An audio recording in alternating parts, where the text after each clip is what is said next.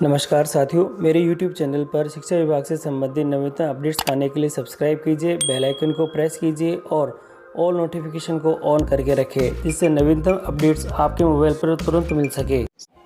साथियों, RKSMB के SA1 के लिए बिंदुवार आवश्यक निर्देश जारी हो चुके हैं शिक्षा विभाग की तरफ से, और शिक्षकों व परीक्षार्थियों के लिए इसमें जो सामान्य जानकारी के साथ ही महत्वपूर्ण जानकारी भी है, और उड़न दस्तों के गठन के साथ ही बैठक व्यवस्था, वीक्षकों के कार्य और OCR स्कैन करने के संबंध में संपूर्ण जानकारी है, और महत्वपूर्ण जो कार्य है वह सभी बता रखे हैं।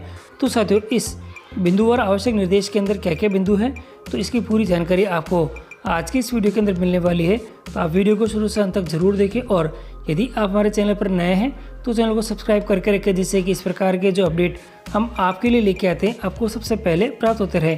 तो साथियों, शुरू करते हैं आज का वीडियो।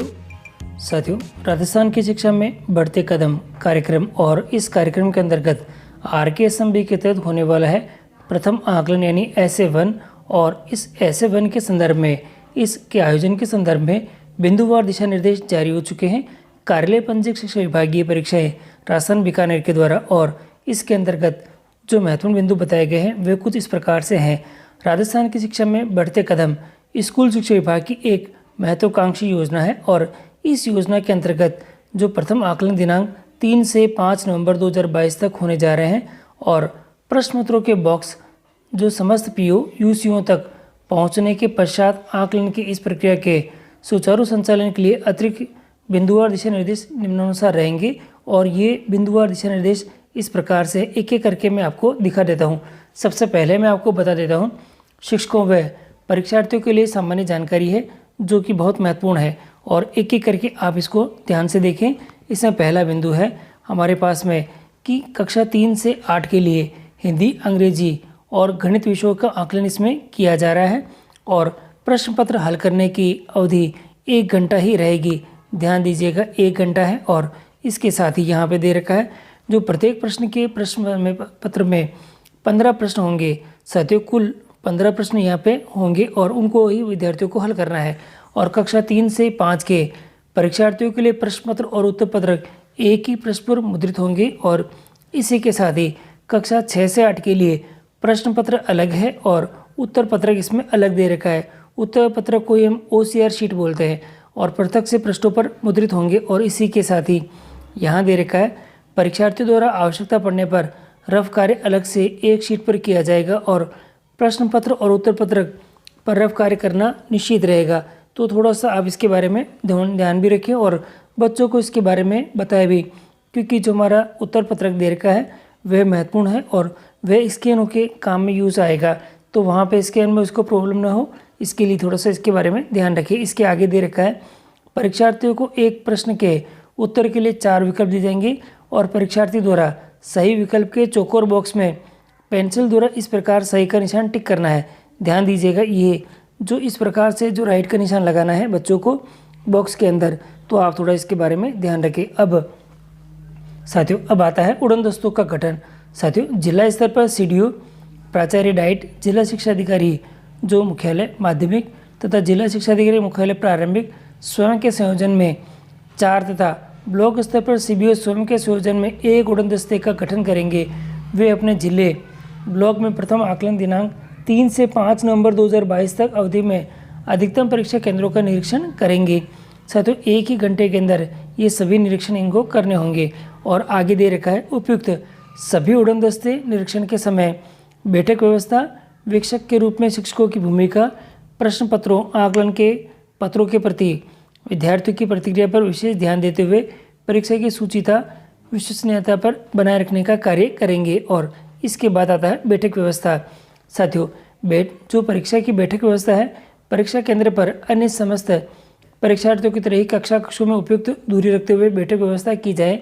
और बैठक व्यवस्था करते समय केंद्र अधीक्षक ये ध्यान रखे कि एक कक्षा कक्ष में केवल एक ही कक्षा के परीक्षार्थियों को बैठाने के स्थान पर 2 से अधिक, साथियों जैसा कि बैठक व्यवस्था का चार्ट पहले बता दिया गया था, उस चार्ट के अनुसार 2 से अधिक कक्षाओं के परीक्षार्थियों को पंक्तिवार बैठाया जाना है।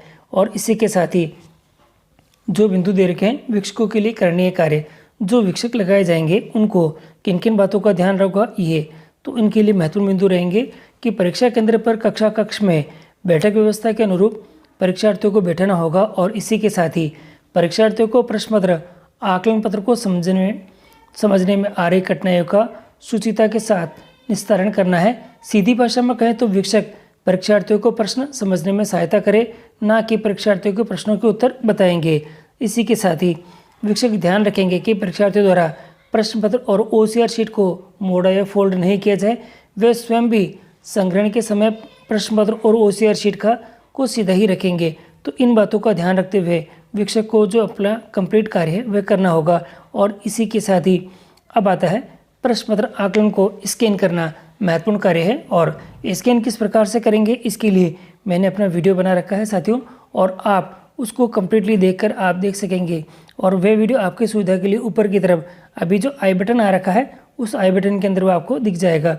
और यहाँ आपके पास में आ रखा है अब बिंदुवार दिशा निर्देश है, और एक एक करके दिखा देता हूँ।